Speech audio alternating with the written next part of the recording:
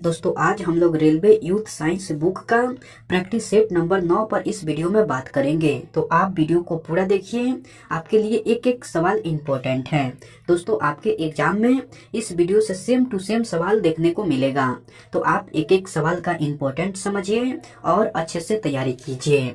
Okay दोस्तों, चलिए हम लोग डायरेक्ट क्वेश्चन देख लेते हैं।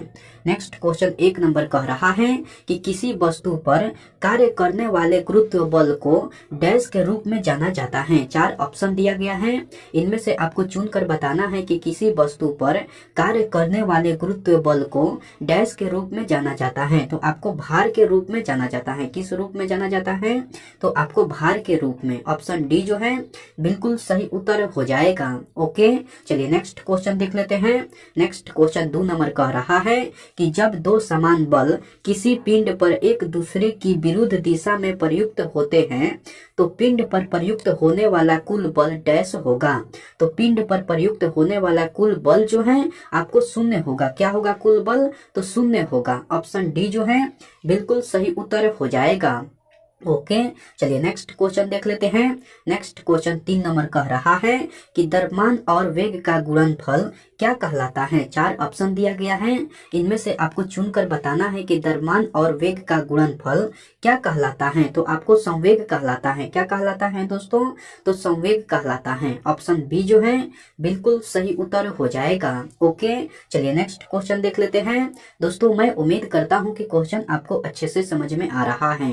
दोस्तों अगर आपको वीडियो पसंद आती है तो इस वीडियो को लाइक कर दीजिए और कमेंट करके बताइए कि वीडियो आपको कैसे लगे। दोस्तों अभी तक आप इस चैनल को सब्सक्राइब नहीं किए हैं तो प्लीज इस चैनल को सब्सक्राइब कर लीजिए और बेल आइकन को भी प्रेस कर दीजिए। ओके, चलिए नेक्स्ट क्वेश्चन 4 नंबर कह रहा है कि संवेग बराबर होता है। संवेग किसके बराबर होता है? तो संवेग जो है आपको द्रव्यमान गुने वेग के बराबर होता है। संवेग जो है आपको द्रव्यमान गुने वेग के बराबर होता है। ऑप्शन ए जो है बिल्कुल सही उत्तर हो जाएगा। ओके, चलिए नेक्स्ट क्वेश्चन देख लेते हैं। नेक्स्ट क्वेश्चन आपको 5 नंबर कह रहा है कि किसी सिस्टम में जब दो अप्रत्यस्त पिंडों के बीच टक्कर होती है तब उसमें डैश होता है। किसी सिस्टम में जब दो अप्रत्यस्त पिंडों के बीच टक्कर होती है तब उसमें गतिज ऊर्जा परिवर्तित हो जाती है परंतु संवेग संरक्षित रहता है। तब उसमें क्या होती है दोस्तों? तो आपको गतिज ऊर्जा परिवर्तित हो जाती है परंतु संवेग संरक्षित रहता है। ऑप्शन बी जो है बिल्कुल सही उत्तर हो जाएगा। ओके, चलिए नेक्स्ट क्वेश्चन देख लेते हैं। नेक्स्ट क्वेश्चन आपको 6 नंबर कह रहा है कि निम्न में से किस समीकरण द्वारा संवेग की गणना की जाती है। 4 ऑप्शन दिया गया है, इनमें से आपको चुनकर बताना है कि किस समीकरण द्वारा संवेग की गणना की जाती है।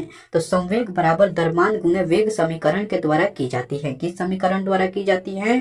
तो संवेग बराबर द्रव्यमान गुने वेग समीकरण के द्वारा। ऑप्शन बी जो है बिल्कुल सही उत्तर हो जाएगा। ओके, चलिए नेक्स्ट क्वेश्चन देख लेते हैं। नेक्स्ट क्वेश्चन आपको 7 नंबर कह रहा है कि यदि किसी गतिमान पिंड की चाल दोगुनी कर दी जाए तो डैश होगा। यदि किसी गतिमान पिंड की चाल दोगुनी कर दी जाए तो आपको इसका संवेग दोगुना हो जाता है। तो क्या होता है? तो इसका संवेग दोगुना हो जाता है। ऑप्शन सी जो है बिल्कुल सही उत्तर हो जाएगा। ओके, चलिए नेक्स्ट क्वेश्चन देख लेते हैं। नेक्स्ट क्वेश्चन आपको 8 नंबर कह रहा है कि एक टकराव में डैश हमेशा की बचत की जाती है। तो एक टकराव में संवेग की हमेशा बचत की जाती है। किसकी बचत की जाती है दोस्तों? तो एक टकराव में संवेग की हमेशा बचत की जाती है। तो ऑप्शन सी जो है बिल्कुल सही उत्तर हो जाएगा। ओके, चलिए नेक्स्ट क्वेश्चन देख लेते हैं। नेक्स्ट क्वेश्चन 9 नंबर कह रहा है कि किसी वस्तु का संवेग डैश पर निर्भर करता है। 4 ऑप्शन दिया गया है, इनमें से आपको चुनकर बताना है कि किसी वस्तु का संवेग किस पर निर्भर करता है। तो किसी वस्तु का संवेग जो है वस्तु के द्रव्यमान और वेग दोनों पर निर्भर करता है। किस पर निर्भर करता है दोस्तों? तो वस्तु के द्रव्यमान और वेग दोनों पर। ऑप्शन सी जो है बिल्कुल सही उत्तर हो जाएगा। ओके, चलिए नेक्स्ट क्वेश्चन देख लेते हैं। नेक्स्ट क्वेश्चन 10 नंबर कह रहा है कि रैखिक संवेग डैश के बराबर होता है। रैखिक संवेग किसके बराबर होता है? तो रैखिक संवेग जो है द्रव्यमान गुने वेग के बराबर होता होता है, किसके बराबर होता है दोस्तों? तो आपको द्रव्यमान गुने वेग के, ऑप्शन बी जो है बिल्कुल सही उत्तर हो जाएगा। ओके, चलिए नेक्स्ट क्वेश्चन देख लेते हैं। नेक्स्ट क्वेश्चन आपको 11 नंबर कह रहा है कि यदि वेग को दोगुना कर दिया जाए तो डैश होगा। यदि वेग को दोगुना कर दिया जाए तो संवेग 2 गुना और गतिज ऊर्जा 4 गुना बढ़ जाएगी। तो क्या होगा दोस्तों? तो संवेग 2 गुना और गतिज ऊर्जा 4 गुना बढ़ जाएगी। तो ऑप्शन ए जो है बिल्कुल सही उत्तर हो जाएगा। ओके, चलिए नेक्स्ट क्वेश्चन देख लेते हैं। नेक्स्ट क्वेश्चन 12 नंबर कह रहा है कि एक हल्के और एक भारी पिंड की गतिज ऊर्जा समान है, इनमें से किसका संवेग अधिक होगा? एक हल्के और एक भारी पिंड की गतिज ऊर्जा समान है, इनमें से किसका संवेग अधिक होगा? तो भारी पिंड का संवेग जो है आपको अधिक होगा। किसका संवेग अधिक होगा? तो भारी पिंड का, ऑप्शन सी जो है बिल्कुल सही उत्तर हो जाएगा। ओके, चलिए नेक्स्ट क्वेश्चन देख लेते हैं। नेक्स्ट क्वेश्चन 13 नंबर कह रहा है कि किसी रॉकेट का उड़ान भरना डैश द्वारा समझा जा सकता है। तो किसी रॉकेट का उड़ान भरना संवेग संरक्षण के नियम द्वारा समझा जा सकता है। किसके द्वारा समझा जा सकता है? तो संवेग संरक्षण के नियम द्वारा, ऑप्शन बी जो है बिल्कुल सही उत्तर हो जाएगा। ओके, चलिए नेक्स्ट क्वेश्चन देख लेते हैं। नेक्स्ट क्वेश्चन 14 नंबर कह रहा है कि रॉकेट डैश संरक्षण के सिद्धांत पर कार्य करते हैं। तो रॉकेट जो है आपको संवेग संरक्षण के सिद्धांत पर कार्य करते हैं, ऑप्शन ए जो है बिल्कुल सही उत्तर हो जाएगा। ओके, चलिए नेक्स्ट क्वेश्चन आपको 15 नंबर कह रहा है कि एक सेल के विस्फोट के बाद कई टुकड़े अलग अलग दिशाओं में उड़ जाते हैं, इस स्थिति में क्या संरक्षित रहता है? तो इस स्थिति में संवेग संरक्षित रहता है। इस स्थिति में क्या संरक्षित रहता है? तो संवेग संरक्षित रहता है, ऑप्शन डी जो है बिल्कुल सही उत्तर हो जाएगा। ओके, चलिए नेक्स्ट क्वेश्चन आपको 16 नंबर कह रहा है कि डैश वह भौतिक राशि है जो कभी भी ऋणात्मक नहीं हो सकती। 4 ऑप्शन दिया गया है, इनमें से आपको चुनकर बताना है कि कौन वह भौतिक राशि है जो कभी भी ऋणात्मक नहीं हो सकती। तो दूरी वह भौतिक राशि है जो कभी भी ऋणात्मक नहीं हो सकती। कौन दोस्तों? तो दूरी कभी भी ऋणात्मक नहीं हो सकती, ऑप्शन ए जो है बिल्कुल सही उत्तर हो जाएगा। ओके, चलिए नेक्स्ट क्वेश्चन देख लेते हैं। नेक्स्ट क्वेश्चन आपको 17 नंबर कह रहा है कि डैश का उपयोग एक वस्तु की समग्र गति का वर्णन करने और किसी दिए गए समय पर इसकी प्रारंभिक स्थिति के संदर्भ में अंतिम स्थिति का पता लगाने के लिए किया जाता है।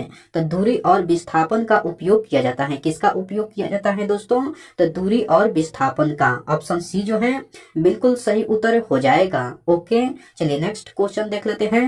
नेक्स्ट क्वेश्चन आपको 18 नंबर कह रहा है कि वेग और समय का गुणनफल प्रदान करता है। वेग और समय का गुणनफल कौन प्रदान करता है? तो विस्थापन प्रदान करता है। वेग और समय का गुणनफल विस्थापन प्रदान करता है, ऑप्शन बी जो है बिल्कुल सही उत्तर हो जाएगा। ओके, चलिए नेक्स्ट क्वेश्चन देख लेते हैं। नेक्स्ट क्वेश्चन आपको 19 नंबर कह रहा है कि यदि किसी वस्तु द्वारा तय की गई दूरी 0 है तो वस्तु का विस्थापन कितना होगा? तो वस्तु का विस्थापन भी आपको 0 होगा। कितना होगा वस्तु का विस्थापन? तो वस्तु का विस्थापन भी 0 होगा, ऑप्शन बी जो है बिल्कुल सही उत्तर हो जाएगा।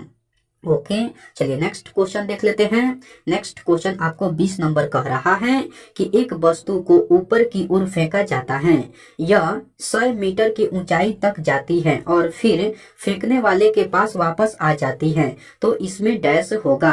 तो इसमें वस्तु का वास्तविक विस्थापन 0 है, तो इसमें क्या होगा? तो इसमें वस्तु का वास्तविक विस्थापन जो है आपको 0 है, तो ऑप्शन डी जो है बिल्कुल सही उत्तर हो जाएगा। ओके, चलिए नेक्स्ट क्वेश्चन देख लेते हैं। नेक्स्ट क्वेश्चन 21 नंबर कह रहा है कि जब एक पर्यवेक्षक के सापेक्ष समय के साथ वस्तु की स्थिति लगातार बदलती जा रही है तो कहा जा सकता है कि वह गतिशील है। तो क्या कहा जा सकता है?